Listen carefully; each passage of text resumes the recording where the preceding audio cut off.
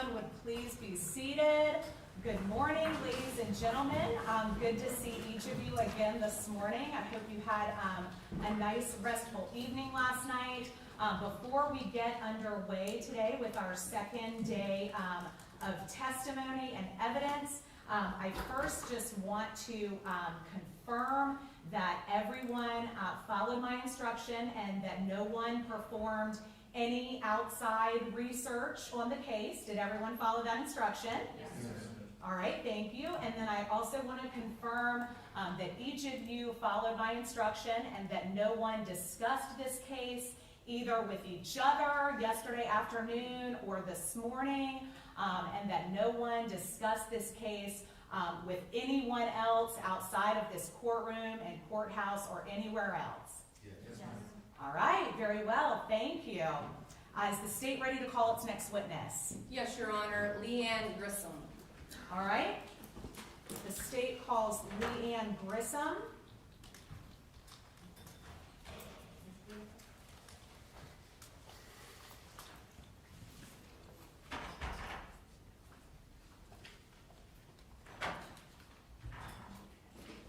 Good morning, ma'am. If you would please come forward down to this uniformed officer and stand in front of our clerk. Ma'am, if you would stand in front of our clerk right there, raise your right hand to be sworn. Thank you. Do you solemnly swear or affirm that the testimony you give shall be the truth, the whole truth, and nothing but the truth, so help you God? Yes. All right, thank you, ma'am. You can come take a seat right here.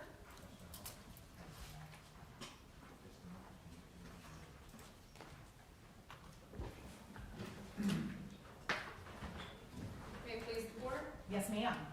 Good morning. Good morning. Please introduce yourself to the jury. Hello, my name is Leanne Grissom. And ma'am, can you please spell your first and last name? It's Liannegrissom. And Ms. Grissom, where are you employed? I'm employed at the Florida Department of Law Enforcement, or FDLE, in the Jacksonville region. And what is your current position with FDLE? I'm a crime laboratory analyst in the biology section.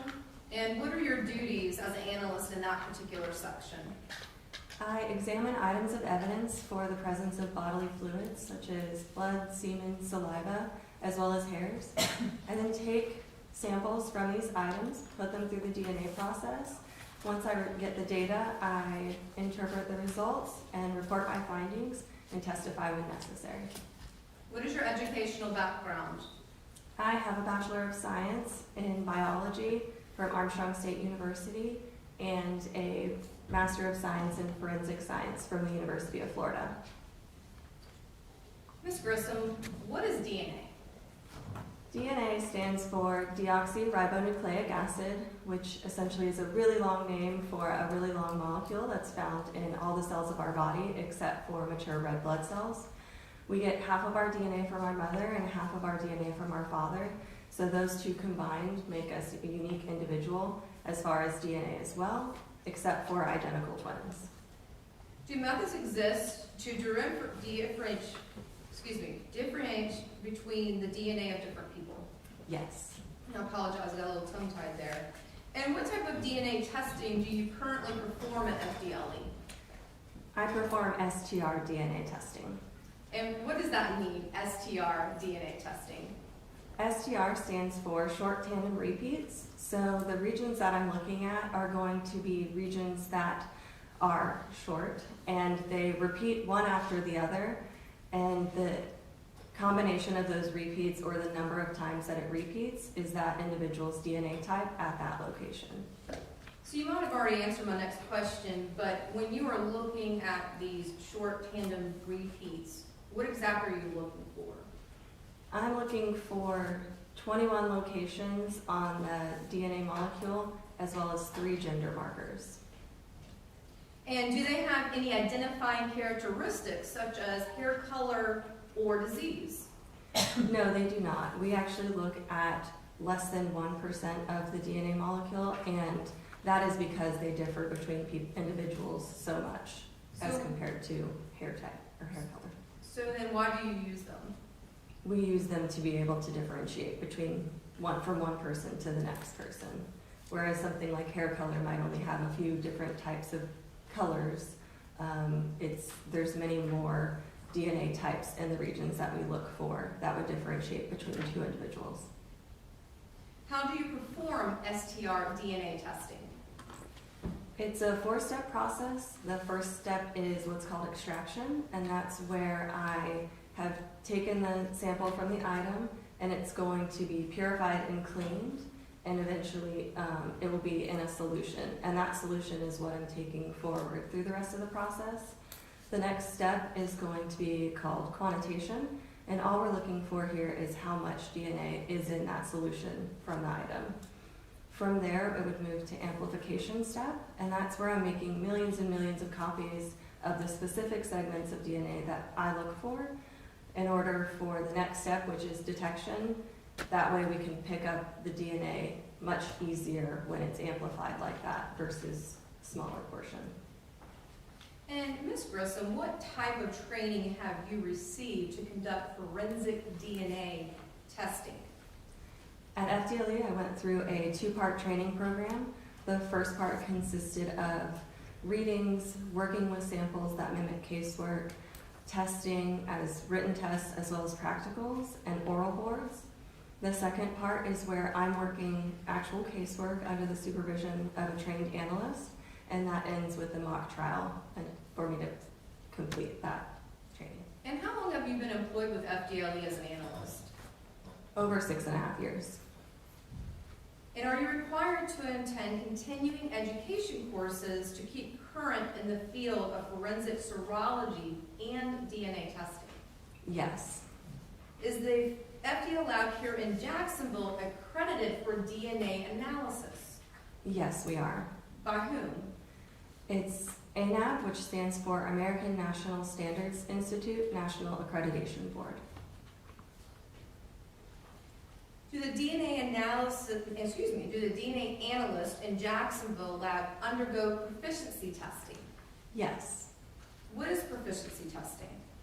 Proficiency testing is when an item is given to us by an outside agency, and that once that item is assigned to me, I work it like any other casework that I would work, and I report my findings, and my findings are graded on a pass-fail basis. How often is that done? Twice a year. Have you undergone the same test? Yes. Have you ever failed such a test? No. Approximately how many DNA tests have you performed during your career? Hundreds. Are your examinations and results reviewed? Yes. And how is it reviewed?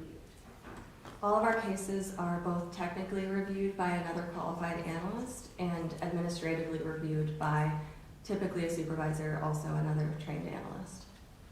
And Ms. Grissom, have you ever testified in the courts of Florida as an expert to give an opinion in regards to the field of forensic serology with an expertise specifically in DNA testing and analysis?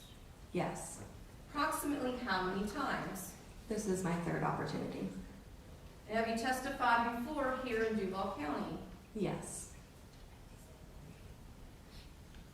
So Ms. Grissom, let me draw your attention now to the instant case. Were you assigned to work a case involving agency number 2021-38435 with unique FDLE number 2021-0400877? Yes. Were you randomly assigned this casework? Yes. And do you recall when JSO submitted evidence to be analyzed by the biology unit here in Jacksonville? I don't. May I refer to my notes? Let me just ask you this, Ms. Grissom. Make sure you can ask me that, ma'am. Oh, sorry. Would looking at your report and your notes help refresh your recollection of that date? Yes. Okay.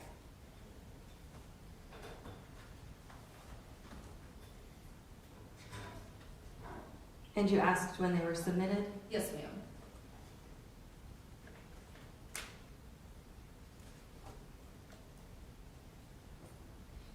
Our lab received items in August August 26th of 2021, as well as May 20th of 2021 for this case. And when we say submitted, would that have gone to the evidence property section at FDLE first?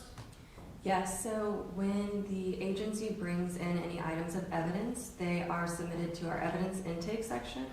And from there, they are scanned into the custody of a secured vault until the items are assigned to an analyst. So whenever items are assigned to me, I go to the evidence intake section, and those items are scanned into my custody. I will then put them in my own secure locker until I'm ready to work them. And Ms. Grissom, when did you start your analysis in regards to this case? And looking at your report, would that help refresh your recollection? Yes.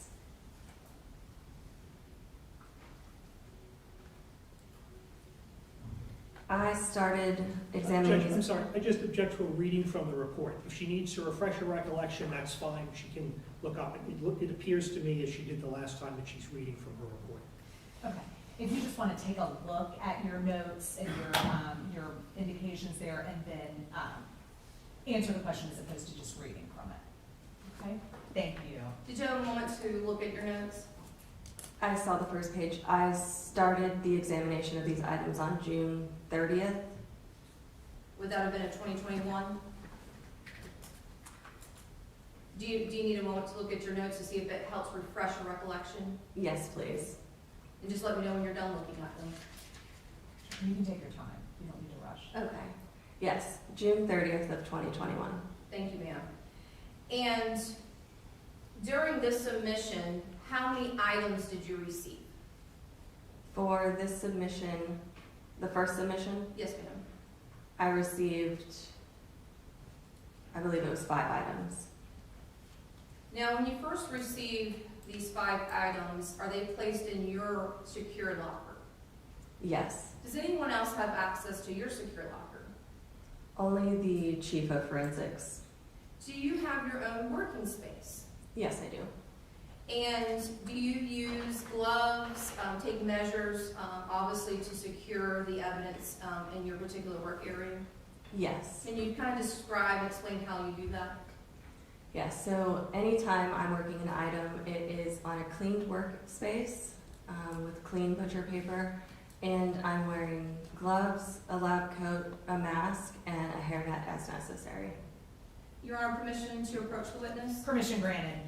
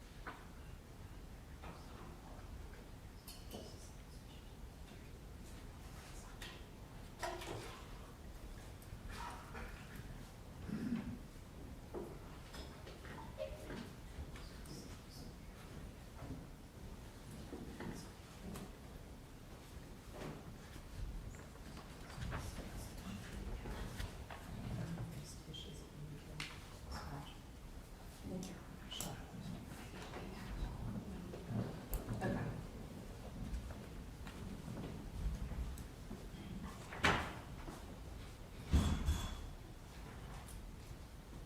Ms. Grissom, I have set before you several items.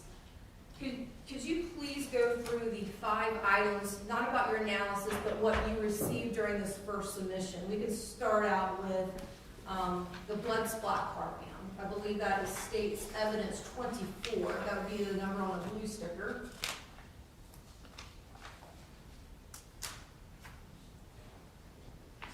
Is it 2-4? No, it would be, if you see a blue sticker, yeah, flip around, there's stuff on both sides, ma'am.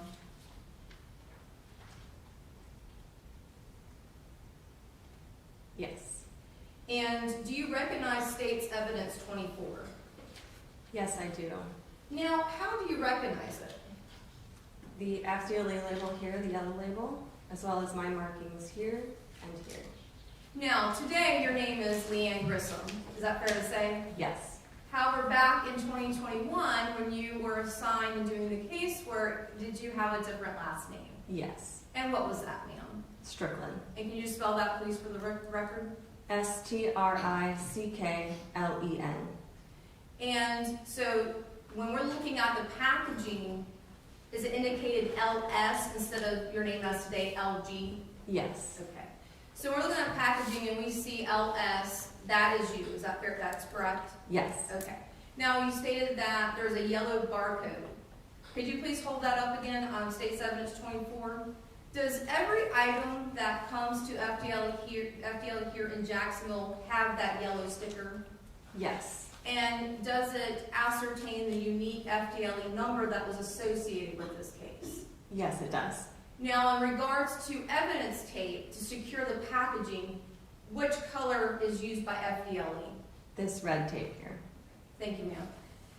Now, in regards to next, ma'am, did you receive a swab indicated of the right palm of Amanda Guthrie? If you could find State's Evidence 9, please. Yes. And do you recognize State's Evidence 9? Yes, I do.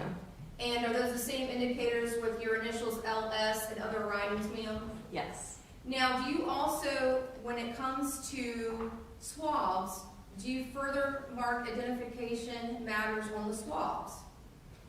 Any packaging that is internal to the outside packaging, I'm marking with my same identifiers with the case number and my initials. So if we're looking at the white packaging of a swab, will we see your initials and the case number as well on that white packaging? Are you indicating that now here in front of the jury?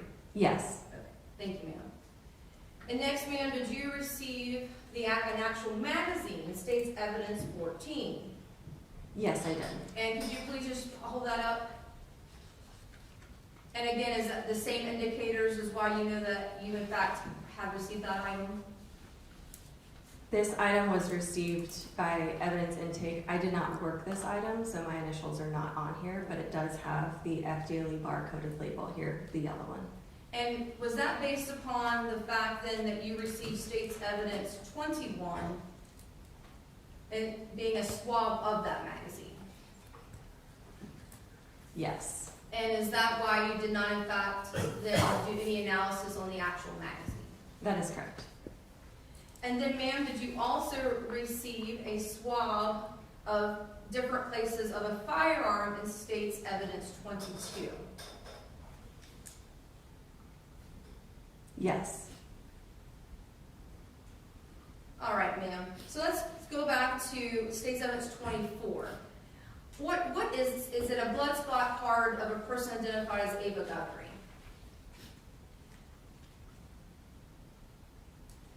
Yes, it's DNA blood card from Ayva Jane Guthrie. So, ma'am, what did you do with that blood spot card? Once I received the item, I opened the item on, again, the clean area that I have, and I took a cutting from that DNA card and put that through the DNA process that I described earlier. And what were your results? May I refer to my report? Would that help refresh your recollection for my question? No, it was a complete female profile. So were you able to ascertain, again, when we're talking about that short tandem repeat, exactly what that makeup of the DNA of that individual? Yes, so the DNA spot card was done as a standard or a known profile from an individual, and that since I received a complete profile, that is her DNA profile. And would you use that profile then to compare to the other items of evidence that we're about to discuss? Yes. So, ma'am, let's start off first then with the swab of the magazine, State's Evidence 21. Can you please describe your analysis to the jury? Judge, I'm going to object to this. Her initials aren't on this. Foundation hasn't been laid for the magazine. Your Honor, I said swab of the magazine. I think we're dealing with the swab of the magazine and not the actual magazine. All right, I'll withdraw it. Okay, for the record, your objection's overruled. Yes, ma'am. Can you please take us through your analysis of State's Evidence 21, the swab of the magazine? Can you clarify what you mean by analysis? Okay, so you received a swab, correct? Yes. What did you do with the swab? I took a cutting from the swab and I put it through the DNA process. And what do you mean by DNA process? The DNA process that I explained earlier with extraction, quantitation, amplification, and detection.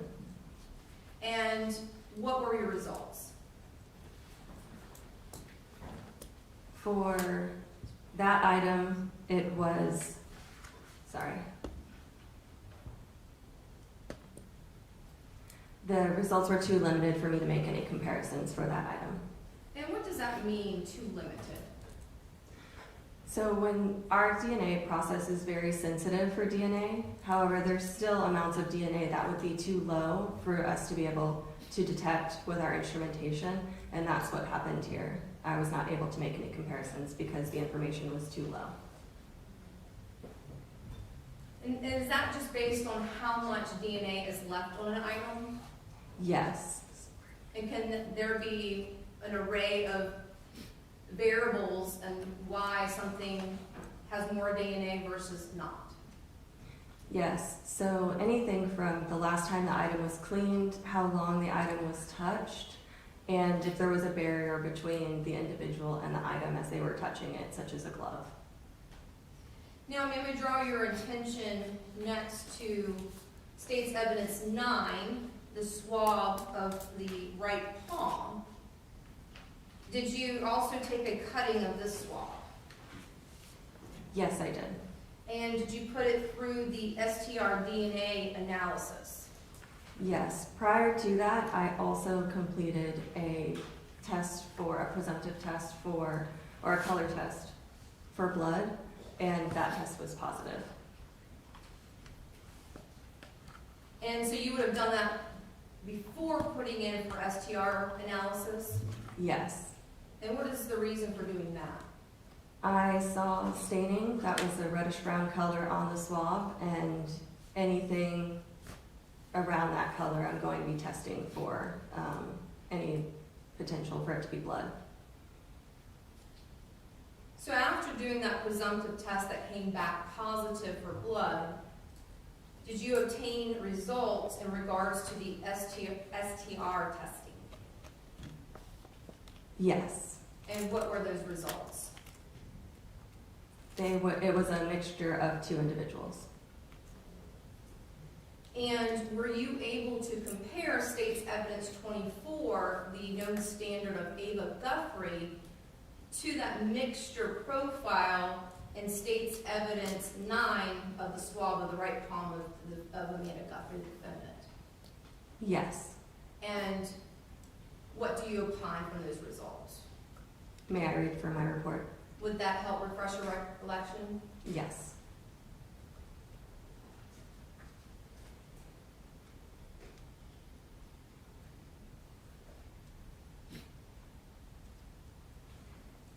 The observed mixed profile that I received, or that I obtained, so sorry. If you need a moment to look over further, just take your time. Okay. Just let me know when you're ready.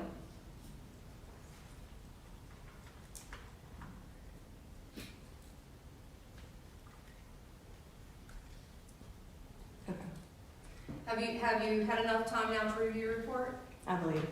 Yes, ma'am.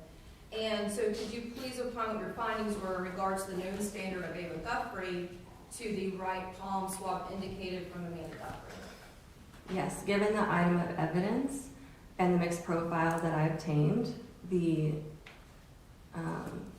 Ayva Guthrie is greater than 700 billion times more likely to occur if, I'm sorry, I need to restart. It's okay, take your time. You Given- need a glass of water too? Okay. Yeah, get your glass of water, it's all right. Usually this portion, we do have to read directly from our report based on the way that it's worded. Is that a requirement with also the accreditation and factors involving FDLE? Yes. You are the permission for her just to read in this small portion the exact wording based upon her role FDLE? Judge, I object to that. It's not now, it's her report. If she wants to refer to it, she can refer to it as long as she wants, and then she can testify.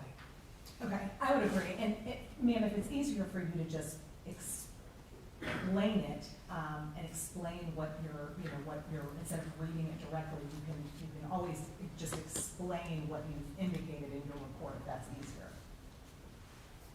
Okay.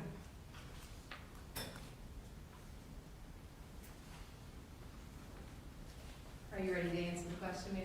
Yes. Okay, and what were your findings, ma'am? The DNA profile, the mixture that I obtained, is 700 billion times more likely to occur if it originated from Ayva Guthrie and an unrelated individual than from two unrelated individuals. And is it fair to say, Ms. Grissom, that there's approximately 700 billion people on the planet? 7 billion people on the planet, I apologize. No, I believe that's accurate, but that isn't what our statistic is based off of anymore. Understood. But you're using a statistic involving 700 billion, is that fair to say? Yes. Okay. And you agree that that statistic is higher than the known population on planet Earth? Yes. So moving on, ma'am, to State's Evidence 22, a swab that was taken in 3 locations of a firearm. Did you do a presumptive test on this swab? No, there was not any staining that indicated to me that I needed to do testing for blood on this swab. And were you able to submit it for STR DNA testing? Yes. And did you obtain any DNA results? Yes. And were you able then to compare those results to the known standard of Ayva Guthrie in stage 24? Yes, I was. And what were your findings? This item was a mixture of 2 individuals, and the DNA profile of the mixture that I obtained is... Do you need a moment to look at your report? Yes, please. No problem. Going forward, ma'am, whenever you need to look at your report to refresh your recollection, you can do that, okay? Thank you. Yes, ma'am, Your Honor. The DNA profile, the mixed DNA profile that I obtained is approximately 8,500 times more likely to occur if it originated from Ayva Guthrie and an unknown individual than from 2 unknown individuals. Now, at this time, Ms. Grissom, that you received the first submission, you had not received a known standard of Amanda Guthrie. Is that fair to say? Correct. Now, would you have packaged these items back up, submitted them to the evidence portion at FDLE for JSO to pick up later on? Yes, Now, at some point, did you receive a second submission? I did. And how many items were in that second submission? Just the one. And the one, would that be, if you take a moment, please, and familiarize yourself again with State's Evidence 26.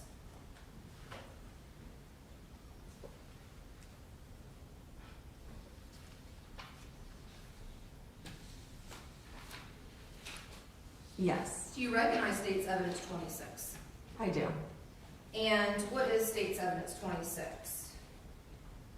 Buccal swabs from Amanda Guthrie.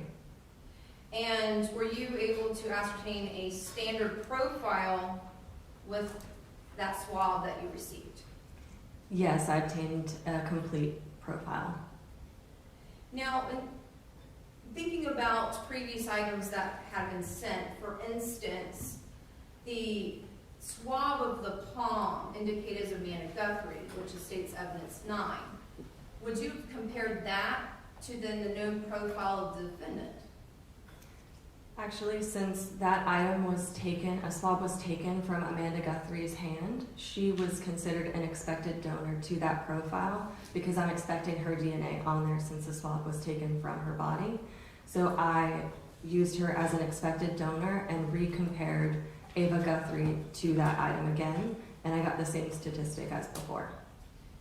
So in regards to the right swab of the palm of the right hand, you would say there's 2 donors, is it correct? Yes, And so in conclusion, that would have been Amanda Guthrie and Ayva Guthrie.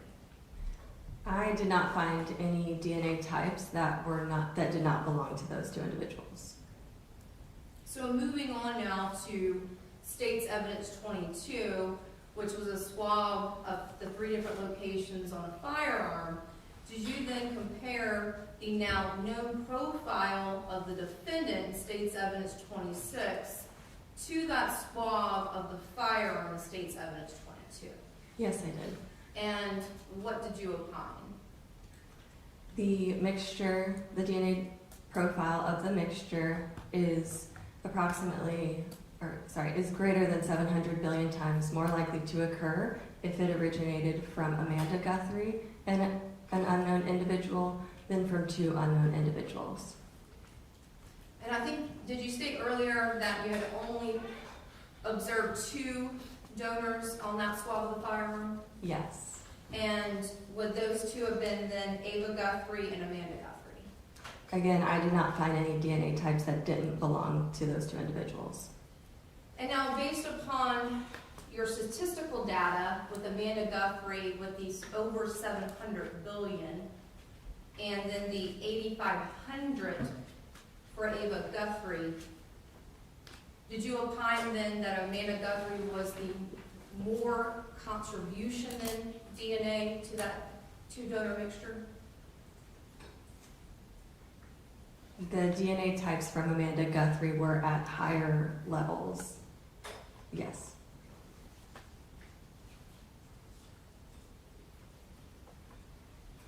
Now, after receiving the second submission in regards to the known standard of the defendant, did you package that back up for submission back for JSO? Yes. And did that conclude your casework analysis in regards to this case involving Ayva and Amanda Guthrie? That did. No further questions, Your Honor. All right, thank you. Cross-examination, Mr. Landis? Yes, briefly, thank you, Judge. Sure. Morning, Ms. Grissom. Good morning.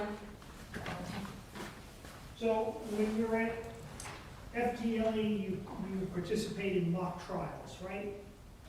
Yes. Okay.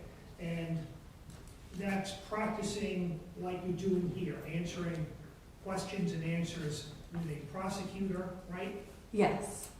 You have a defense lawyer, someone playing a defense lawyer, cross-examining you. Correct. Okay. So you practice before you get to court, right? Yes, I do. You follow a script when you do that? The questions are always different, so it just depends on the questions. Okay. So just getting right to it here. You did some analysis. No DNA of anybody's was found on the magazine. Is that right? I did not work the magazine. You didn't work the magazine. Okay. I thought you told us that there was too limited an amount to make a comparison. Sorry, that was from the swab that I received from the magazine. I was referring to the actual magazine. Okay. So the magazine was swabbed. In other words, it was wiped with a cloth, right? It was a cotton tip swab, much like what you would clean your ears with, Okay. but sterile. Okay. So the magazine, a swab was taken from something like a Q-tip, and that's what you analyzed, right? Yes. Okay. And there was not enough of some substance for you to make a comparison. There was no determination of anybody's DNA on that swab. Is that right? There was DNA found on that swab, however, it was too limited for me to make comparisons, yes. Okay. So no determination as to who might have handled that magazine. Fair to say? Correct.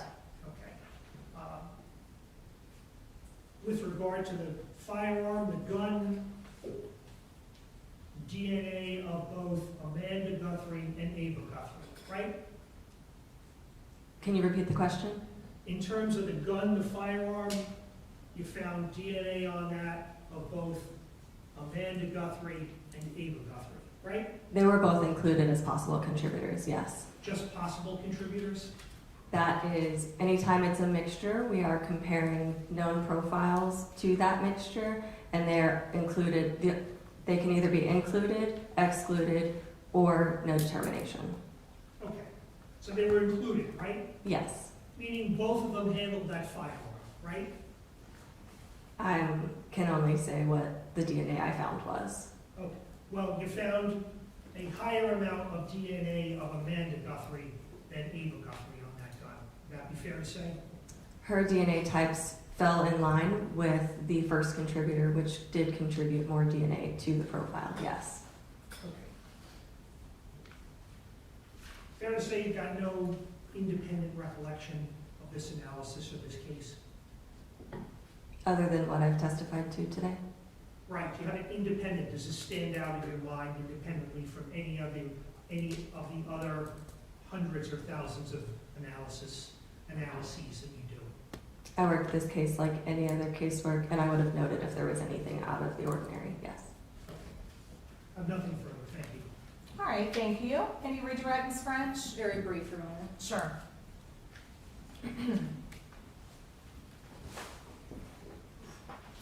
Now, Ms. Grissom, in regards to some of the swabs that you have, do all of them still have that white cotton tip on them?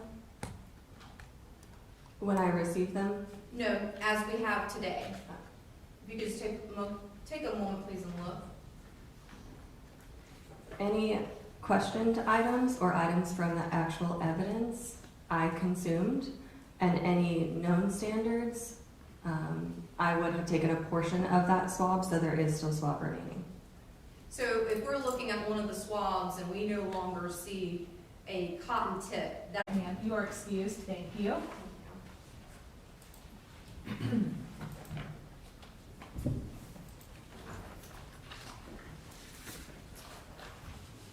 Your Honor, may I retrieve the evidence? You may.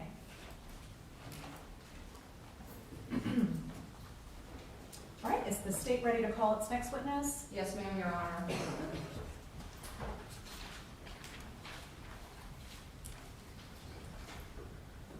Emily A. Maher, Your Honor. All right, we will call Emily A. Maher.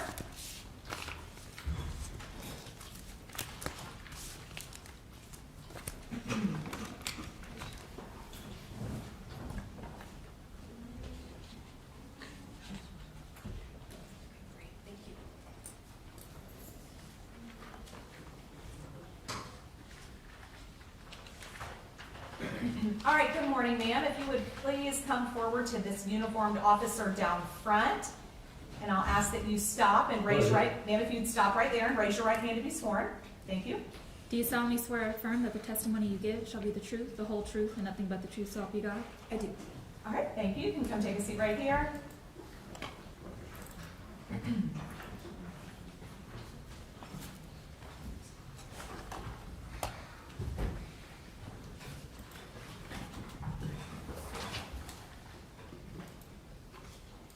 May it please the court. Yes, ma'am. Good morning. Good morning. Can you please introduce yourself to the jury? Yes, my name is Emily Amahir. The first name is spelled E-M-I-L-E-E, and the last name A-M-I-H-E-R-E. And your current occupation?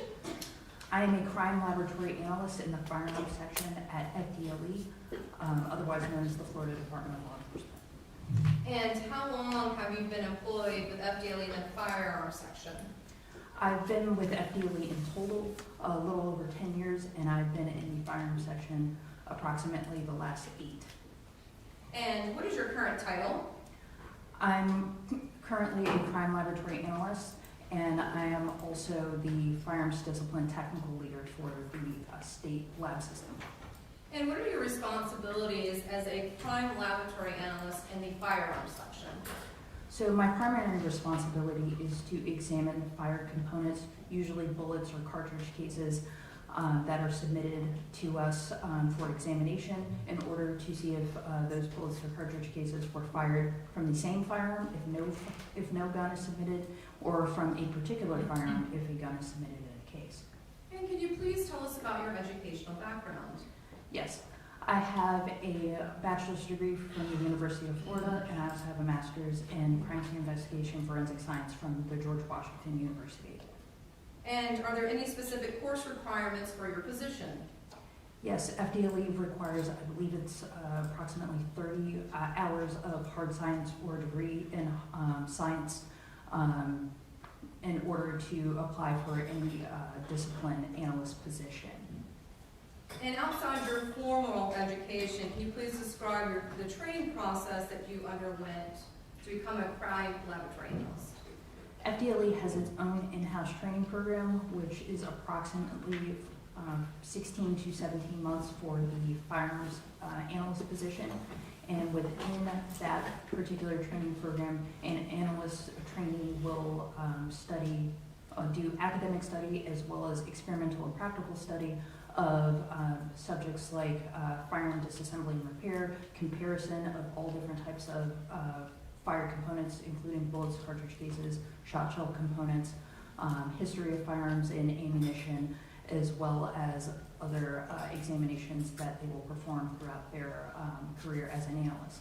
So that training program occurs in 2 phases. So phase 1, as I said, will be that academic and experimental and practical study of all of those subjects. And they'll do an oral board examination to pass from phase 1 to, pass from the midpoint of phase 1 into phase 2. And that is approximately 2 to 3 hour examination with their training committee, which are all qualified examiners, to go over what they learned from that particular phase. And then phase 2 continues in the same way as phase 1 with new subject matter to learn and address. They'll do another oral board examination, and then they'll pass into a period of supervised casework once that's all been approved. And in supervised casework, they'll do approximately 800 hours, which comes out to about 5 to 6 months of doing actual casework under the supervision of another qualified analyst in section. Once that's been successfully completed, then they'll do an independent mock case that will be provided to them by their trainer, and then they'll testify to their findings in a moot court setting. And after all of that's been completed, they'll be signed off for independent casework. Now, Ms. Maher, through your duties and responsibilities, do you also analyze fired caliber cartridge cases? Fired cartridge cases? Yes, ma'am. Yes. And if you were to receive a fired cartridge case, what are some of the available analyses that you can do at FDLE? So for fired cartridge cases, the usual examination we'll be doing will be a comparison of those fired cartridge cases. And could that include to a firearm? Yes. And could that include to other fired cartridge cases? Yes. Do you also receive actual firearms to analyze? Yes. And would that involve functionality? Yes. And would that include operability? Yes. And do you also receive fragments, fired bullets, things of that nature? Yes, all of these items are normal for us to receive. And how many times have you specifically compared, if you can recall, fired cartridge cases? I've done thousands of cartridge case comparisons. Now, all the things that we just talked about, firearms, fired bullets, fired cartridge cases, fragments, would they all fall under firearms tool mark and identification and operability? Those would all be items of comparison, but it's all under the field of firearms identification, yes. And have you testified before in regards to that category that you just stated in the firearms identification? Yes. And have you testified here as well in Duval County? Yes. Overall, approximately how many times have you testified in firearms identification? I've done approximately 32 trials. Today would be the 33rd, and I've done various other depositions and hearings, which comes out to approximately 75 sworn testimonies. And how long has the forensic laboratory at FDLE been established? FDLE's crime laboratory has been functioning since the early 70s. And how long has FDLE been performing firearms identification and testing? Since the early 70s. And are there quality assurance measures that your lab undergoes to ensure reliable results? Yes, so every case that we do is subject to a 2-stage review. which is the technical review where it will go to another qualified analyst in the section. They'll review the case file and the notes and everything to see if everything, every examination that could have been done was done and was done properly according to discipline procedures and any other quality standards that we have in place. The second stage after the technical review is called the administrative review, and that'll go to another person which will review the file again, making sure that they followed all of the standard operating procedures as well as laboratory administrative procedures within that case. We also have proficiency testing as well as annual quality audits that we do internally, as well as our accreditation assessment, which all are standards of quality that we use for our casework. And you had just brought up proficiency testing. Have you also undergone proficiency testing? Yes, that's an annual activity. And Ms. Amy Hare, how do you receive and are assigned cases to work? So cases are submitted, the evidence for those cases are submitted by agencies. Our evidence section will produce the files and they will be passed off to the supervisor of each discipline. And from there, cases will be randomly assigned by a supervisor to each analyst. And Ms. Amy Hare, were you then randomly assigned the case involving agency number 2021-00-38435 with unique FDLE number 2021-040-0877? Yes, And in fact, did you receive more than one submission in this case? yes, And how many total submissions did you receive? there were 3. Your permission to approach? Permission granted.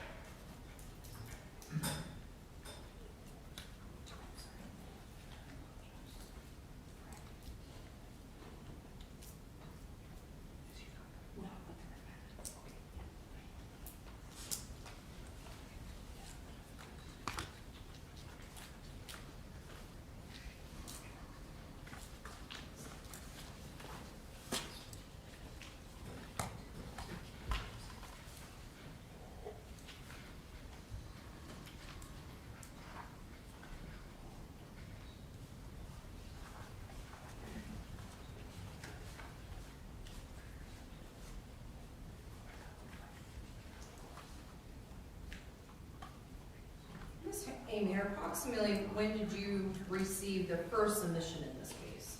The first submission in this case, if I may refer to the report. Would that help refresh your recollection? Yes, so I know the exact date. Okay, yes, ma'am. The first submission was received into the laboratory on February 11th, 2021, and then I started work on it in March 16th of 2021. And how many items did you receive in this first submission? With that first submission, there were Judge, 3 I'm sorry, I have to object. She's reading from a report. I don't mind if she refers to it, but I object to her reading from it. Ma'am, simply because your report has not been entered into evidence and is not going to be, if you could just look at your report and then answer the question as opposed to just reading it verbatim. Thank you.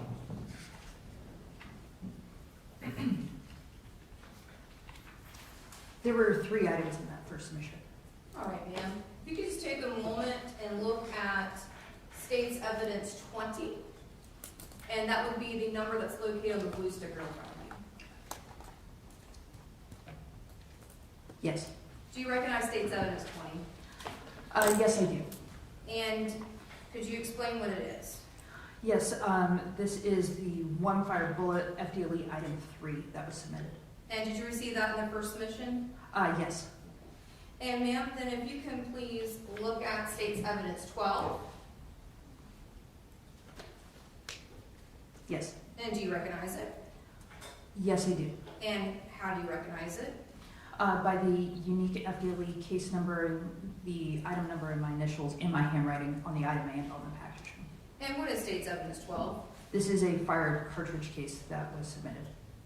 And then lastly, in this first submission, did you receive State's Evidence 10? Yes, And what is that? that would be the firearm. So and just to be clear, you received a firearm, a fired caliber cartridge case, and a fired bullet. Yes. Okay. Now, in regards to State's Evidence 10, can you tell us about that firearm? So this firearm is a 9mm Luger caliber Sig Sauer, a semi-automatic pistol. And what does that mean, semi-automatic? So a semi-automatic pistol is a type of action where a single press of the trigger discharges each shot. And did you do a visual inspection of State's Evidence 10? Yes. And can you tell us what you're looking at or looking for? So when we do a visual examination, otherwise known as a bench exam, we're first doing a visual assessment to see if there are any outward signs of any missing parts, broken parts, any sort of damage to the firearm that would impede its function or cause some sort of danger to the operator. Now, in regards to a special feature, was there something that was non-functional with the gun? So this gun, it comes with an integral laser on the firearm, and at the time of my examination, that was not functional. Make sure you said it was not functional? Yes, the laser itself was not functional. Now, did that have any bearing in regards to the functionality of the firearm? No, the laser is just an accessory. It has nothing to do with the overall function of the action of the firearm.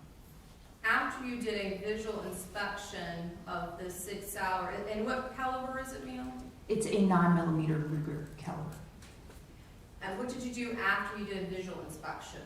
So after I perform a bench examination, which also includes checking, again, for those parts as well as the overall condition of firearm, after I concluded that examination, since I had components to compare to in this case, I went to our secure evidence storage and selected ammunition to test fire from that particular firearm. Now, what type of quality assurance are done in the lab when you're doing a test firing? So for test firing, for quality, again, we'll do that bench examination before loading any live ammunition into the gun. And the test fire will be performed on our secure range, and the components will be collected from there. And do you then also package those test fired cartridge pieces with the actual firearm? Yes, so any test that I would produce would be placed into a labeled envelope that has my initials on it, and they would be returned with the item once I'm done with the case. And Ms. Amy here, can you please go ahead and open State's Evidence 10? And ma'am, do you see those fired cartridge cases within the contents of that State's Evidence 10? So the envelope is actually sealed, but this is the test fire.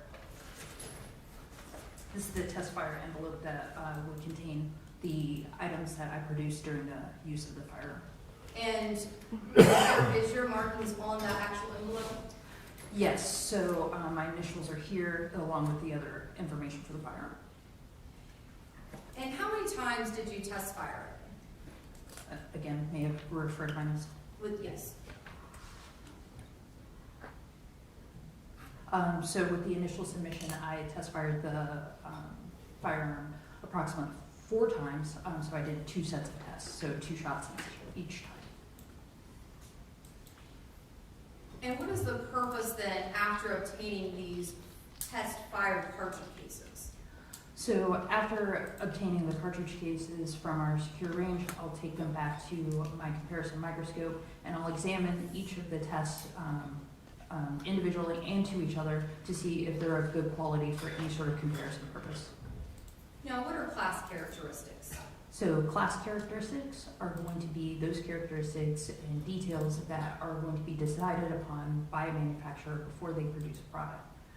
So if you think about cars on the road, that's a good place to start thinking about class characteristics. So there are plenty plenty of different types of cars, and whether it's trucks or SUVs or sedans, these are all different classes of vehicle. And those class characteristics will relate items down to a smaller group that shares that detail. So a red SUV would be a class of vehicle sharing that same red color and the same type of car. So for fired cartridge cases, you're going to have things like breech face marks that may have the same shape, shape of the firing pin, caliber, that sort of thing, are all class characteristics of fired cartridge cases. So when you're looking at these 4 test fired cartridge cases, what exactly are you looking for, those class characteristics? So I'll be looking for class characteristics to assess what those items contain, and I'll take those down from my notes on my worksheet. And I'll also be looking for the quality of the pattern that was imparted to them during the discharge process, which are individual characteristics. So, and then kind of fast forwarding a little bit to State's Evidence 12, which is, were you able to identify what caliber that fired cartridge case was? Yes, that's a 9mm Luger caliber cartridge case. Did you do a visual inspection of State's 12? Yes. And can you tell us what you're looking for there? So with the inspection of the fire cartridge case, I am again looking for class characteristics to see what shape the breech face might contain, shape of the firing pin, what sort of marks are within those areas, extractor, ejector, those sorts of things, to take down from my notes. And then also those class characteristics will help me to know what items need to be compared to each other. And then did you also examine State's 12 for individual characteristics? Yes, so individually I looked at the cartridge case by itself to make sure that it had, that it was marked with individual characteristics, a pattern for me to look at in any sort of comparison. And after you did the visual inspection, do you do that with a microscope? Yes. After you look for the class and individual characteristics on this fired 9mm Luger fired cartridge case, did you then compare it to your observations in regards to the 4 test fired cartridge cases from State's 10? Yes, so once I compare the item, once I inspect the item, then I can go about comparing the cartridge case to the test that I fired from the gun. And what did you opine? So the conclusion that I came to was that it was identified as having been fired in that pistol. And would that have been based upon class and individual characteristics? Yes, to reach an identification, the class characteristics must correspond, and as well, there must be sufficient agreement of individual characteristics, those patterns that are imparted to the cartridge case from the discharge of the firearm in order for me to reach that conclusion. And in regards, draw your attention to State's Evidence 20. Did you do a visual inspection of what you identified as a fired bullet? And I know on the packaging it says unknown projectile. Yes. And did you commence that with a visual inspection? Yes. And can you tell us about that, please? So much in the same way that I would look at the cartridge case for those class characteristics, and also to assess if it had any individual characteristics to further compare to another item, I would have to do the same thing with that bullet. So I did a visual examination looking for class to see how many lands and grooves that it might have, the width of those lands and grooves, the direction of twist, those sorts of things would all be class characteristics of a fired bullet, as well as trying to assess its weight, diameter, to see if I could narrow down possibly what caliber class it would fall into. So after I assessed class characteristics, I went about looking at it under my microscope to see if there was a pattern of individual characteristics that I could then compare to another item. Let me first ask you this. Were you able to determine what type of caliber class State's Evidence 20 was? Yes, this is a .38 caliber class bullet. And Is that commonly also a 380-9 millimeter type class? Yes, so the 389 millimeter stratification is something that we will use to narrow down the section of the caliber class that the bullet may fall, that the bullet falls into by the weight and diameter as well as the design features of the bullet itself, because there are many members of the 38 caliber class. So based upon that 9 millimeter is included in that 38 class, is it possible then that fired bullet had come from that 9 millimeter Luger firearm? Yes, by that assessment of the caliber class, it's possible that that bullet could have been fired from that gun, which means that I would have to then compare it to those tests that I shot. And did you compare the bullet to the actual fired cartridge cases? Yes, And what did you opine? I was unable to reach any sort of conclusion as to whether the fired bullet was fired from that particular pistol, so I couldn't tell either way. The results were inconclusive. And was that based on the nature of how you received the fired bullet? Yes, the bullets had some visual damage that I saw when I did that initial inspection. There were areas of the jacket surface that were scrubbed and obscured the markings that would have been imparted to it when it was fired. So therefore, there was a small amount of things for me to look at as far as pattern is concerned. So that affected, the condition of the item affected the examination. Is it common that a fired bullet would have damage to it? Yes. Now, ma'am, we had talked about some other submissions.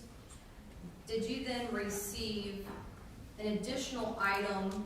And if you just take a moment, please, and look at State's Evidence 25.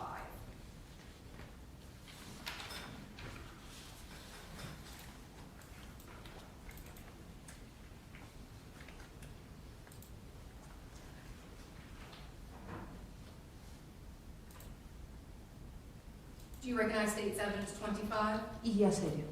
And is it a fired bullet fragment? Yes, it is. And did you also then receive the gun and the fired bullet again to compare to that fragment? Yes, those items were resubmitted. Did you do a visual inspection of State's 25? Yes. Were you able to make any conclusions based upon your visual analysis? So I wasn't able to determine any of the caliber class information that I had with the fired bullet from the first submission because this is a fragment of a bullet. And as well, when I did the comparison, since there was a small area for me to look at as far as the pattern is concerned that would have been imparted to the fragment during the discharge of the firearm, since there was a very little area for me to look at, I was unable to reach a conclusion on the comparison between the fragment to the bullet as well as the fragment to the test from the gun that I shot.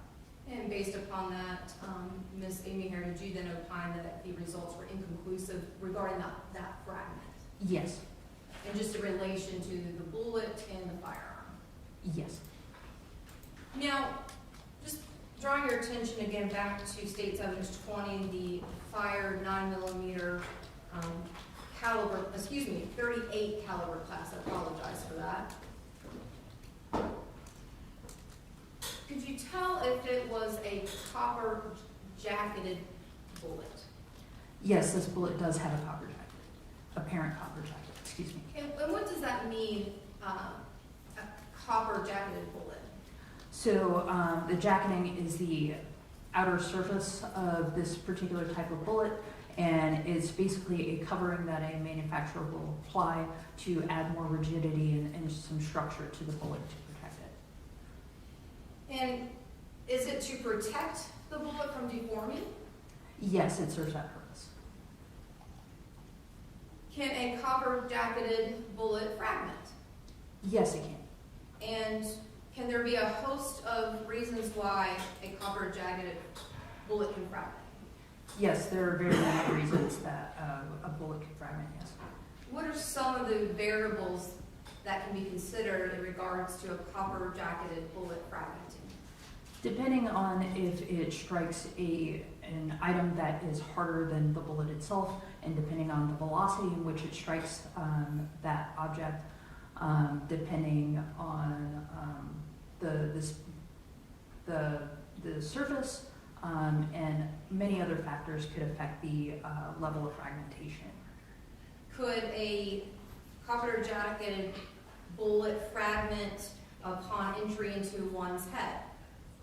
Yes, that's something that I've seen before.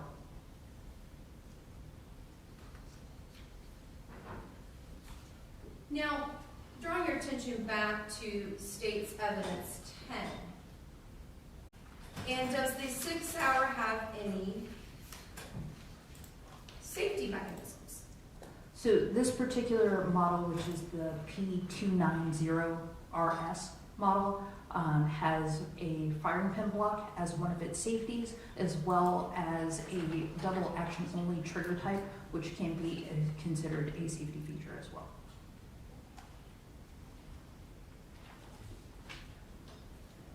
And so regarding that firing pin block, what does that do as a safety? So, Could you just explain a little bit more, please, Leanne? sure. The firing pin block is what we'll refer to as a passive safety, meaning that it will remain engaged until the trigger has been pressed, which will disable it. So the firing pin block is basically a type of plunger that will sit in the slide of a pistol, and when that plunger is down in a fully extended position, then the safety is engaged. The operator will have to press the trigger fully in order for a portion of the trigger bar, which looks like a little hump that's on the inside of the gun, so you can't see it from the outside.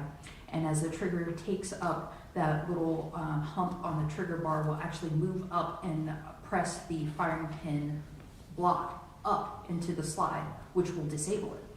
That upward movement of the firing pin block will then free the firing pin that is also in the slide of the pistol and allow it to move forward. And that forward movement will be to detonate the cartridge that happens to be sitting in the chamber. And based upon that firing pin block and that safety feature, does it then require that in order for the gun to have a bullet expelled, does there have to be pressure on the trigger?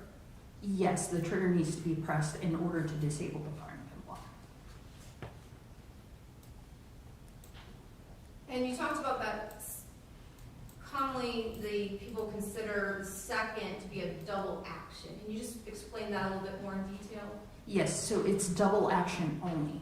So this is a type of trigger mechanism that will only ever cock the firing mechanism and release it. So it has to perform 2 actions, hence double action. And only because it can only ever do that. There's no option to manually cock this firearm into what we would call a single action, where you would then press the trigger to release the firing mechanism. And so thinking about this specific firearm here, Miss Amy here, we talked about these 2 safety mechanisms.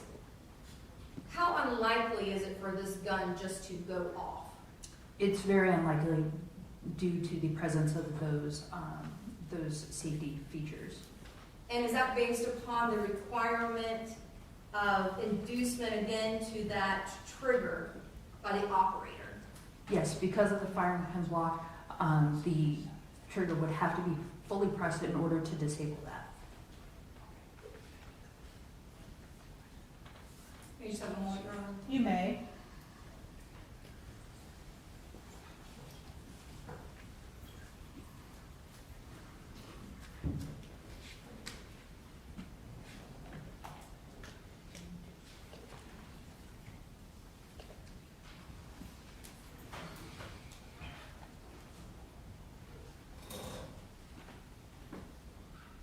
No further questions, Your Honor.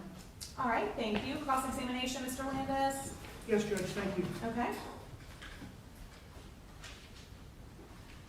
Morning, Ms. Maher. Good morning. Did I say that correctly? Yes, that's correct.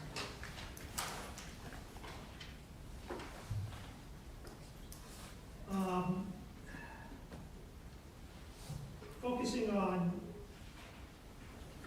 exhibit number 20, which has been referred to as an unknown projectile, or I believe you've referred to it as a fired bullet, correct? Yes, Okay.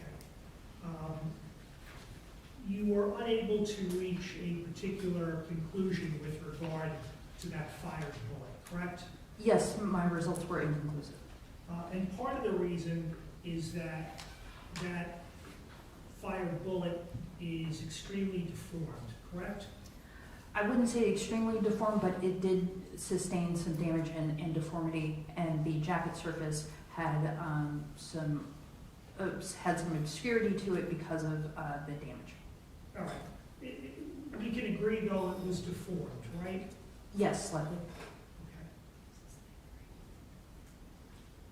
That was, you told us that was a copper jacketed bullet, correct? Yes, And you also told us that the reason for this outer surface would be in copper by a manufacturer would be to provide more rigidity, correct? yes, structure and rigidity to the bullet. To protect it from deforming, correct? It prevents the deformity and helps protect the surface of the bullet. So, fair to say that a copper jacketed bullet would have to strike a pretty hard surface in order to deform. Yes, that's true.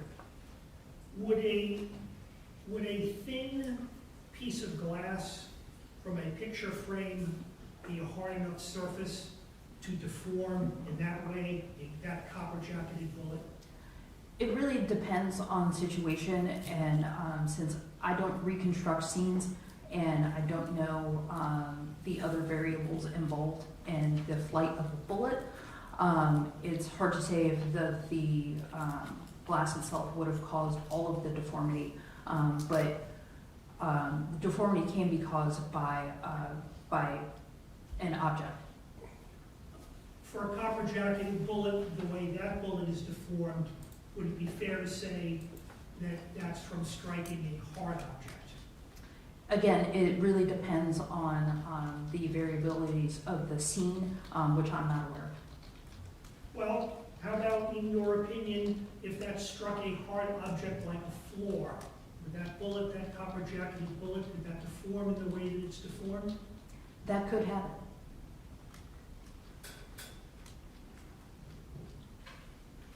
Now, you told us with regard to this gun, you talked about a safety block. Basically, what you're saying, I don't want to put words in your mouth, is that this trigger needs to be pulled all the way for it to be fired, right? Yes, in order to disable the firing pin block, you have to press the trigger, and that pressing the trigger has to move that little hump on the trigger bar that I mentioned has to contact the firing pin block to push it all the way up. And that requires about 7 pounds of pressure, correct? I did not take the trigger pull of this firearm. Okay. Are you aware of the pounds of pressure needed to fire this gun? Again, I didn't take the trigger pull of this particular firearm, and I didn't look up any sort of trigger pull data for this particular firearm. Would it be fair to say, do you know, is it in your realm of knowledge that about 7 pounds of pressure is not a lot of pressure in order to discharge a firearm or this firearm?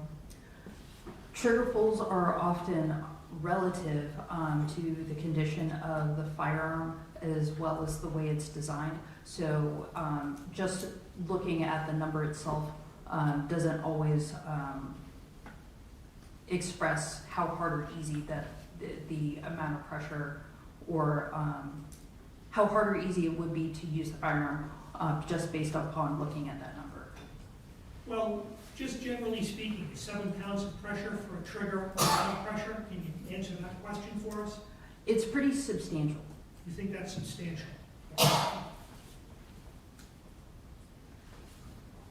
What would you compare that to? If you had to make a comparison of 7 pounds of pressure? Just based on my own experience in having done trigger pulls in the past, there are other types of double action only firearms that are around 7 to 9 pounds for their trigger pull as well.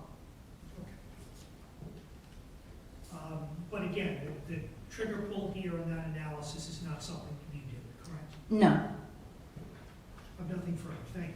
All right, thank you, Mr. Landis. Any redirect, Ms. French? No, ma'am, Your Honor. All right, may this witness be excused? Yes, ma'am, Your Honor. All right, Ms. Maher, thank you for being here, ma'am. You are excused. Thank you. And may I Ms. French, retrieve you that? can retrieve. Yes, ma'am. Thank you. Thank you, Your Honor.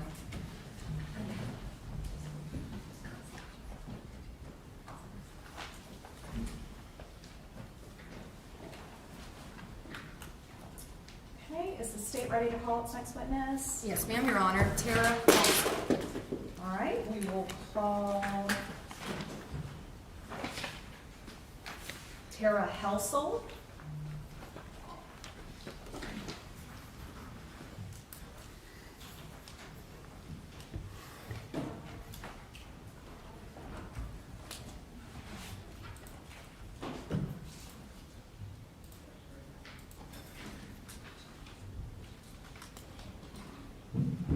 All right, ma'am, if you would come forward to this uniformed officer and stand right here next to him, and we're gonna just have you raise your right hand to be sworn. You can stop right here.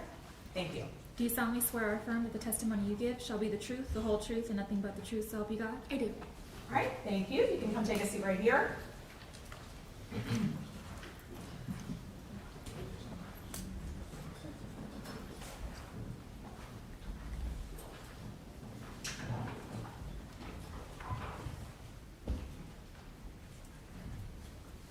May it please the court? Yes, ma'am. I think we're still morning. Yes, ma'am, good morning. Good morning. Could you please introduce yourself to the jury? Yes, my name is Tara Helsel. And can you please spell your first and last name? Yes, first name Tarah, last name Helsel. And who's your employer? I work for RJ Lee Group. And what does RJ Lee Group do? So RJ Lee Group is a materials characterization lab. So it has a lot of different departments that offers a pretty wide range of scientific testing services. For example, we have a chemistry department that does things like water testing. We have a group that analyzes concrete and construction materials, and many other departments as well. However, we also have a small criminal forensics department, which is the department I am a member of. And what is your title then at RJ Lee Group? I am a forensic scientist and the manager of our forensics department. And what do you do for RJ Lee Group, meaning what are your responsibilities? So I am responsible for receiving, processing, and analyzing evidence as it relates to gunshot residue, issuing reports based on my findings, testifying in court when needed, and also overseeing those same operations of our other scientists. How long have you been employed with RJ Lee Group as a forensic scientist? For almost 7 years now. And could you please tell the jury about your educational background? So I have a Bachelor of Science degree in forensic science from Waynesburg University. And can you describe any training that is required for you to be a forensic scientist in regards to gunshot residue testing? Yes, so I had to complete RJ Lee Group's training program for gunshot residue testing. And what this was a several-month-long process that involved reading and learning the standard operating procedures, reading relevant journal articles about gunshot residue. I had to complete the analysis of 250 case samples, of which my results were compared to those of the trained analysts. I received training on the instrument that we use for our analysis, and I had to take a test about that. I had to take a test about gunshot residue, and then following all of that, I also had to take a competency exam. Now, where is RJ Lee Group located? It is located in Pittsburgh, Pennsylvania. And have you ever testified before in regards to gunshot residue testing and analyzation? Yes, I have. And approximately how many times have you testified? 87 previous times. Have you testified previously here in the state of Florida? I have. And have you testified, I believe, in over 18 states?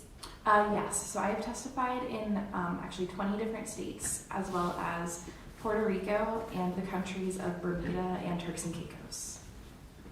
Now, I've mentioned this term gunshot residue, commonly referred as the acronym GSR. Mhm. Can you tell us what that is? Yes, so gunshot residue in the broadest sense is referring to all of the particles that result from the discharging of a firearm. But when I am talking about gunshot residue, I am referring specifically to the particles that come from the primer, which is one of the parts of the cartridge. So what is primer? So if you think about when someone is loading a firearm, what goes into the firearm is a cartridge, and that contains a couple of different parts. So it contains a bullet, or the projectile. It contains gunpowder, also called the propellant. And then at the bottom of that cartridge is usually this small circle called the primer cap. And inside of there is a mixture called the primer. So this is just a mixture of different compounds, but together those compounds contain the metals of lead, barium, and antimony. How is gunshot residue produced and deposited? So whenever a firearm is discharged and the trigger is pulled, this causes something inside of the firearm called the firing pin to strike the primer cap. So basically it's going to just hit the bottom of that cartridge. And this will start a reaction. This reaction will cause the primer to burn, and it's the burning of the primer that causes the gunpowder to burn. So you have this burning inside of the cartridge or in the firearm, and this causes a buildup of high heat, and as a result, high pressure. And that buildup of pressure is what ultimately will expel the bullet from the firearm. But because of that buildup of heat, those different elements I mentioned earlier, the lead, barium, and antimony, are also going to heat up and become a gas that will exit the firearm during discharge through any available openings. And it comes out in the form of this vaporous cloud called a plume. So you have this gas enter the environment, which is much cooler than it was inside of the firearm where that high heat reaction was occurring. So those different elements are going to cool down and combine together in different ways and form particles, and those particles will land on the area surrounding the discharge. What types of particles are produced by the discharge of a firearm? So we are looking for combinations of those three metals, lead, barium, and antimony, and they can combine in different ways. So the first type of particle that we are looking for is called a particle characteristic of gunshot residue, which is also called a three-component particle because it has all three of those metals, lead, barium, and antimony, all together in one particle.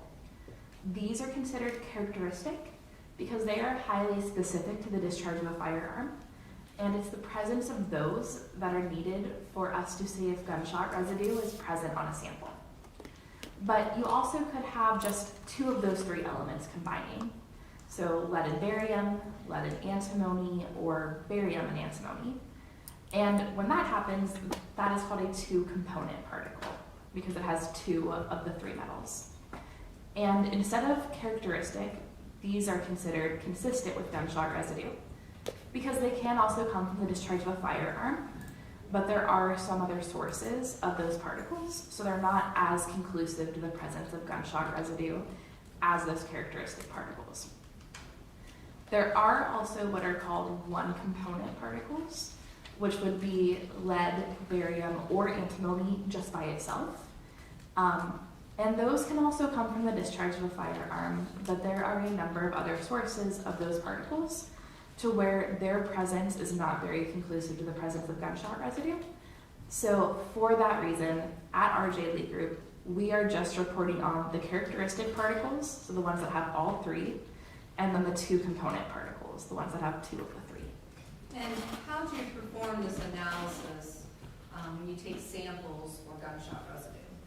So we use an instrument called the scanning electron microscope, which is also referred to as the SEM for short. And what this is a really powerful microscope that is computer controlled. So instead of looking at your samples through like an eyepiece like you would with a traditional microscope, you're actually looking at them on a computer screen. And the SEM does a couple of different things that are important for this analysis. So the first is that it has a very high magnification power and can magnify by thousands of times. In addition to that, it also allows you to see the chemical composition of what you are looking at. So because gunshot residue is made of very specific elements and is not visible to the naked eye, that is why we use the SEM for our analysis. And the way our analysis with it actually works is 2 parts. So the first part is an automated analysis. So I will take the samples and I will put them into the microscope, and I will set up parameters on the computer telling it, here are the samples I have, here's where they are located on my sample holder. From there, the instrument will scan the surface of those samples and look for potential gunshot residue related particles. If it comes across something that it thinks could be gunshot residue, it will stop and take a picture of that particle and also save the coordinates for where it is located on that sample. So it'll go through and finish scanning all of the samples, and then after it does that, I will go back and do the second part of our analysis, which is the manual analysis. So I will go back to the particles the instrument flagged, and I will examine each one. I will see if their shape is consistent with gunshot residue, which would be something that's smooth or round, resulting from a high heat reaction. And I will also look at the elements in those particles and make the determination in what type of particle it is that I am looking at. Is RJ Lee Group accredited? We are, yes. Do you undergo proficiency testing? Yes, all of our analysts are proficiency tested every year. So to draw your attention now to the instant case, did you receive an item of evidence to analyze regarding potential gunshot residue in the state of Florida versus Amanda Guthrie? I did, yes. And do you recall approximately when RJ Lee Group received this item? Yes, on August 27th, 2021. When an item is received by RJ Lee Group, can you tell us that chain of custody? Yes, so at this time it would have been received at our front desk, and the front desk personnel would notify a member of the forensics department that we received evidence. So one of the members of our department would take the item, and then they would lock it in our secure evidence storage location, which is basically an evidence locker that is locked, which is also placed in a locked room. And the forensics personnel are the only people that have access to those spaces. So basically, it'll be locked in there until it is time for the initial processing of the item. How are cases assigned? They are assigned randomly, so usually whatever scientists are doing casework will alternate between who takes what case. So when the item was received, was a unique RJ Lee Group number also assigned? Yes. And was that number CFH1063348-0? Yes. And what does that -0 mean? So the -0 just signifies that that was the first submission we had received with respect to a case. So if we were to get additional evidence for a case down the road, it would have that same base number, but it would become -1 or -2, depending on how many submissions we get for a case. So after you have been assigned this case, did you go to that secure locker room and look at the item? I did. And what was that item? It was a gray hooded sweatshirt. Your permission to approach the witness? Permission granted.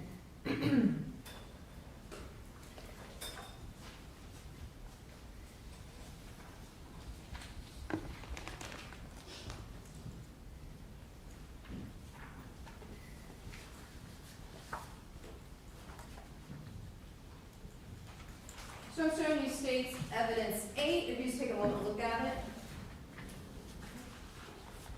it.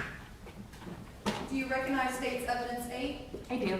And how do you recognize it? So this was the sweatshirt I received in this case, and it has that unique RJ group case number written on it by myself.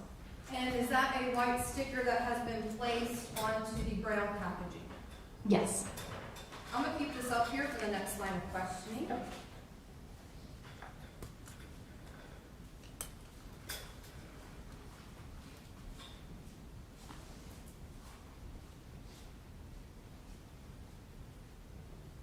So when you get this item here, which is a gray hooded sweatshirt, what did you first do? So the first thing that we do is just the initial processing. So I opened up the package, so the outer package, the inner package, everything that was received, and I took pictures of what we received and the condition and labeling in which it was received. After I did that, I performed my sample collection, where I collected samples from that sweatshirt. Now, visually, did you notice some damage to the sweatshirt? Yes. And what was that? So there were various rips, holes throughout it. Did you notice some staining in regards to blood? Yes, there was red-brown staining throughout the garment.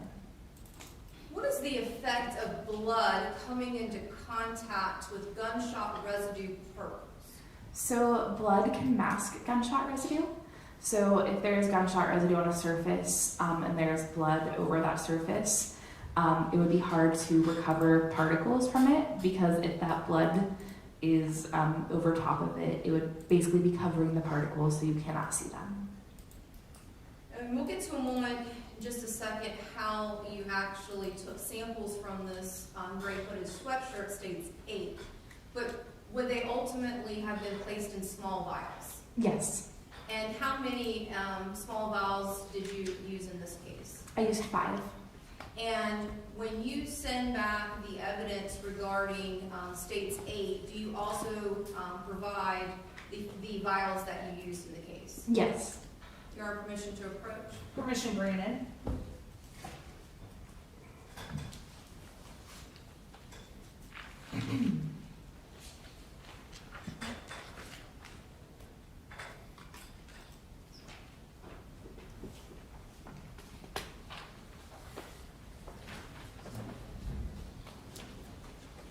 Ms. Helsel, I'm showing you it's been marked for identification as State's Exhibit CC. Do you recognize it? I do, yes. How do you recognize it? So these are the 5 samples that I collected from the sweatshirt. That same RJ group case number is written on this plastic packaging.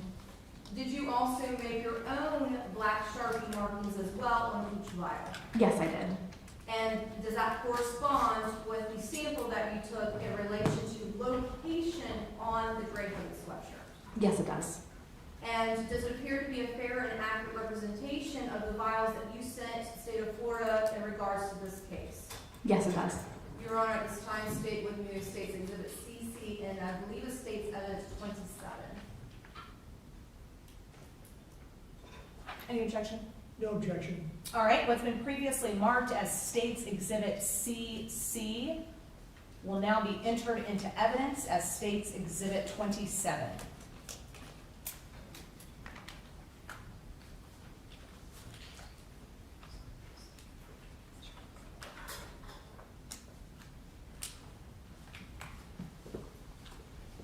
Actually, Your Honor, is it okay if I remain up here just for a couple more questions? Sure. Thank you, Your Honor. Might be easier for me to hold State's Evidence 8. All right. So I'm going to go ahead and hold it up just to make it easier. And Your Honor, is it okay if Ms. Helsel steps down? Sure. We'll step down right here. Yes, ma'am. So, showing the front portion of State's Evidence 8. Now, you had talked about taking 5 different sample areas. Is there a certain direction that you go in when taking samples? Yes, we will go from right to left, so as worn. So I would have started on this side and worked my way to the left side. So what area would have been your first sampling? The right sleeve, so the sleeve that would be right there. And so would it have been the entire right sleeve? Yes. that fair to say for court purposes? Yes. Okay. And so we have this right sleeve that is a portion here, and it looks like mainly, you can see it better on this side. So what would you have used? So those vials, basically in them have a small adhesive device embedded into it. So I'm basically holding on to the orange, like the bottom portion there, because the adhesive is embedded into that. And would that be on the, and I apologize, man, would that have been in the interior side of that brown, orange colored top? Yes, so if you open it up, that will then expose that adhesive. So that I would be holding that portion that has the adhesive in it and dabbing that onto the sleeve and attempt to pick up any particulate that might be there. Now, in looking at the right sleeve, do you see areas with that blood staining color? Yes. Would you have dabbed in those areas? No, I would avoid any staining because, like I said, blood can mask gunshot residue. So I don't want to sample on top of that because that could cover up particles that might be present. Now then, in thinking about those 5 vials, then did you indicate right sleeve on the vial? Yes, prior to collecting from it, I had written right sleeve on the vial to signify that that would be that specific sample. Okay. And what area did you take a sample from next? So I did the right side, which would be the front of the right side. So from the cut over would be kind of what I designated as the right side. And what would be then the 3rd location? The left side, so the same thing from the cut but over to the left. And then the 4th location? The left sleeve, And then the last location? the hood. Okay.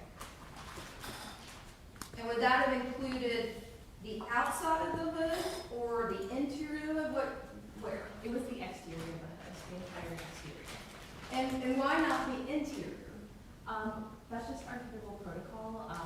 That would be the area we would expect to be most exposed to potential particulate. Thank you. And you're on permission to publish State's Evidence 27 chapter. Permission granted.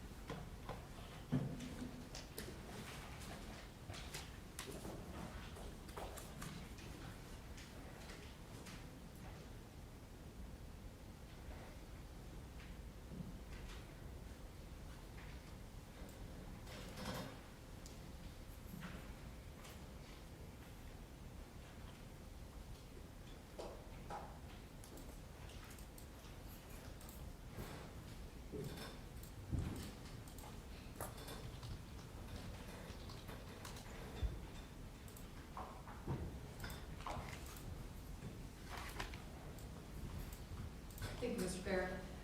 Ms. Helsel, after you took samples from those 5 different locations on that gray hooded sweatshirt, states 8, what did you do next? So at that point, the samples were ready for analysis.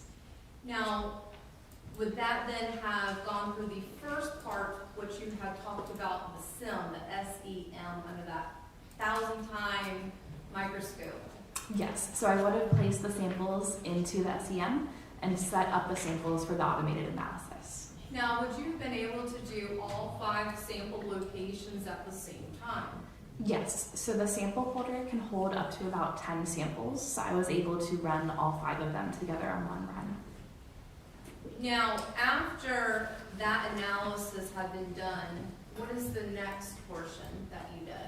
So following the automated analysis, I would have then done my manual analysis where I examined the particles, made my determinations. At that point, I would have given all of my data to my reviewer for a review, and then I would have made a draft of the report, completed all of my documentation, and then gave the entire case file to that same reviewer for a full review. All right, so let's go through your findings. So we'll do exactly how you did the testing. Let's start off with the location of the right sleeve. What were your findings? So there was 1 particle characteristic of gunshot residue and 2 two-component particles. So when you said 1, that would include all 3 particles? Yes, And then you found 2 component particles. yes. And in regards, ma'am, next, what were your findings in regards to the right side front area of the hoodie? There was also 1 particle characteristic of gunshot residue and 2 two-component particles. So again, 1 full particle containing all 3, and then 2 areas where they contained 2 of the fragments. Yes, that's correct.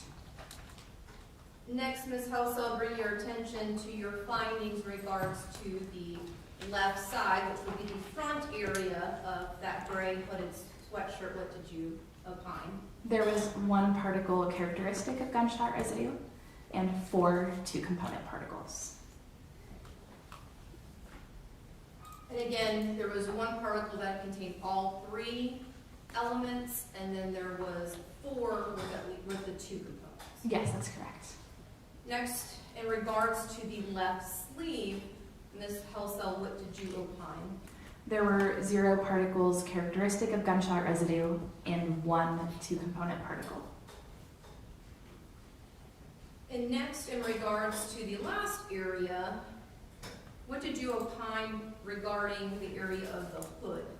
There were 4 particles characteristic of gunshot residue and 10 two-component particles. And again, just to clarify, when you said 4 total, meaning that they include all 3 representations. Yes. And then there were 10 areas that you were able to ascertain that 2 particles were located. Yes, so there were 10 particles that had 2 of the 3 elements. And again, we're talking about lead, barium, and antimony. Correct. Is it fair to say that the highest concentration of your findings of gunshot residue was in the hood area? Yes, that's accurate. Now, in talking about these particles, and I think you had described it when a gun is discharged like a plume, like a cloud that's like a plume? Right, yes. Okay. And is that kind of like a puff that comes out surrounding the end of the barrel? Yes, that's accurate to say. How long do particles last once they are formed when the gun is fired? In terms of like the particles themselves? Yes. So they aren't going to like break down or degrade. They will last on a surface until there is something intervening that causes them to be removed from that surface. So we'll just say that this is I'm going to use the stapler right here. Obviously, it's much larger. And can we see gunshot residue particles with the naked eye? No, we cannot. So let's just use the stapler as an example. If this is a particle that lands here on top of the podium, will that particle stay until, like you said, something intervenes? Yes, absolutely. Could that include it being wiped away? Yes, so it can be easily removed by touching, wiping, washing, things like that. The particles themselves just are not going to break down on their own. And is that why you had earlier represented to the jury that you did not do samples in the area of blood? Correct, yes. And would blood be considered one of those intervening forces? Yes, that's something that instead of removing particles, they would just cover them up. And you would not be able to see them during an analysis? Correct. Now, when these particles come out in that plume in relation to a gun being discharged, do they go up, sideways, down? What do they do? So immediately they will travel outward in that cloud that will spread out several feet, but then it will eventually fall to the ground and settle.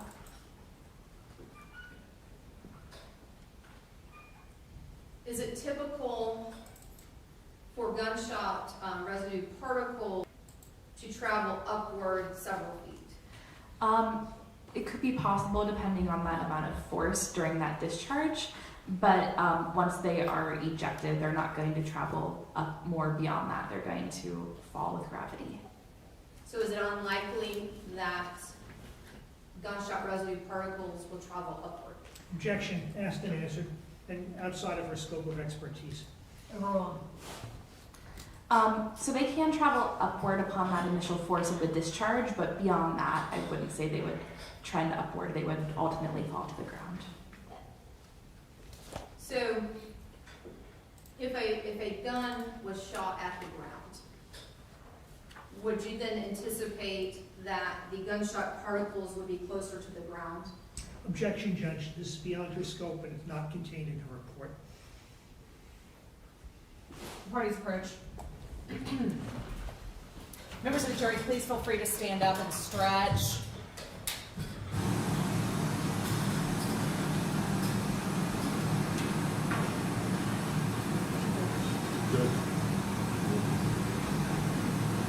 What's the court?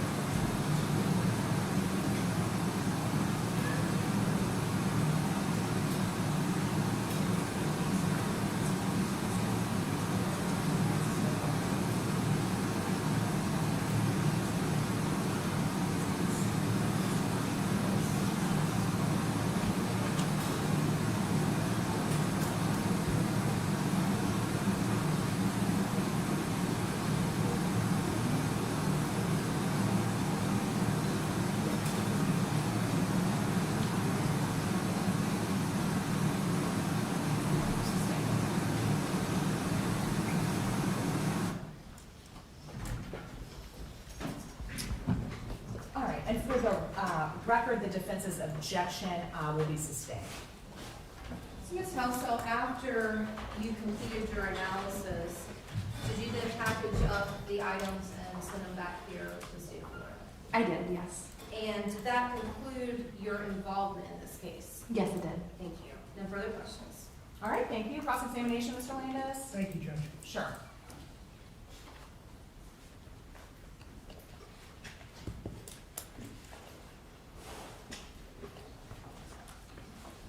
Good morning, Ms. Helsel. Good morning. You told us that when a gun is discharged, there are various components that will come out into the atmosphere, correct? Yes, that's correct. Those components are antimony, barium, and lead, correct? Yes. And those are the components that you tested for, correct? Yes. To see if those were on the presence of clothing, right? Correct. You told us that when a gun is discharged, a vaporous cloud, like a plume, comes out, correct? Yes.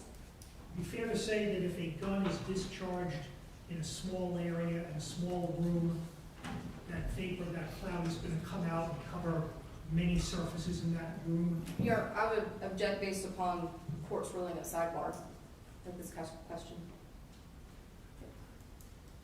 Can you read back the question, please, Madam Court Reporter?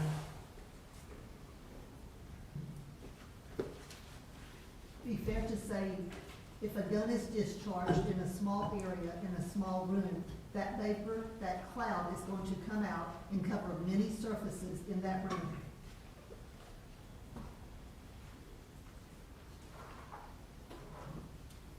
I'm going to sustain the objection.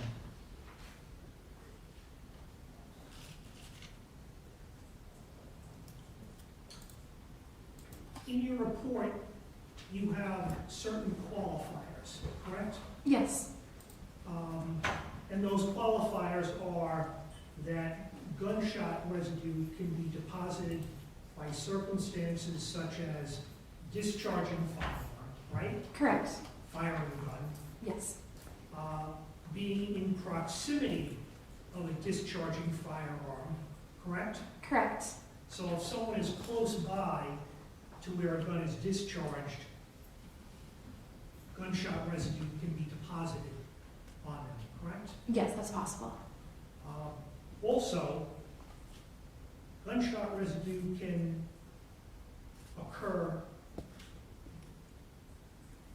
if someone that has gunshot residue on them comes in contact with that person, correct? Yes. So, for example, if a person that has gunshot residue on them was attending to someone holding their head, would gunshot residue transfer onto that person? Yes, if someone makes contact with the surface with gunshot residue on it, they could be picking up particles. So if someone, for the sake of argument, were had a towel placed by someone's head up by the hood of that sweatshirt and they had fired a gun, gunshot residue could transfer onto that hood, correct? That's possible, yes. That's one of the qualifiers, it's one of the things you state in your report, right? Yes, absolutely. Okay.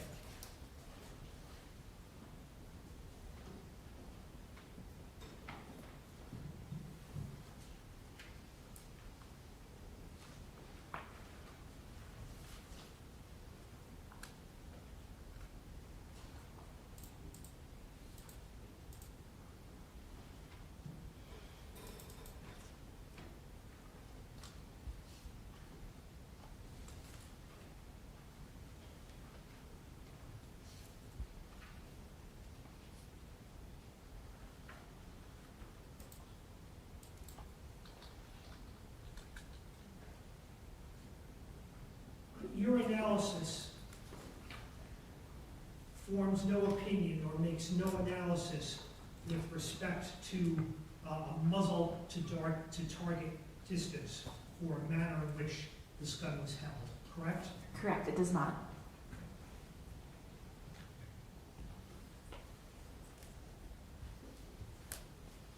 So there's, again, nothing in your opinion or your report that tells you which way this gun was pointed, or that the gun was pointed close to someone or further away from someone, correct? No, I cannot make that determination.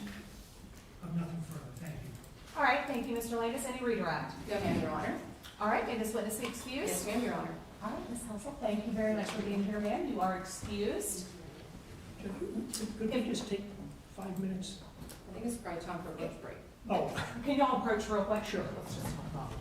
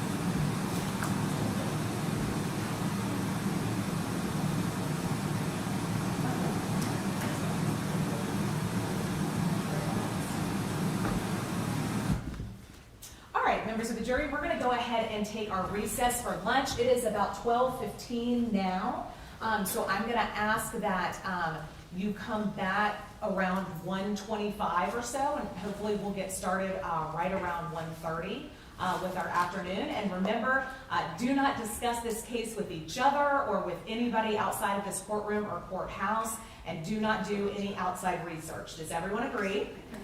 All right, excellent. We will see you in an hour and 15 minutes. All right.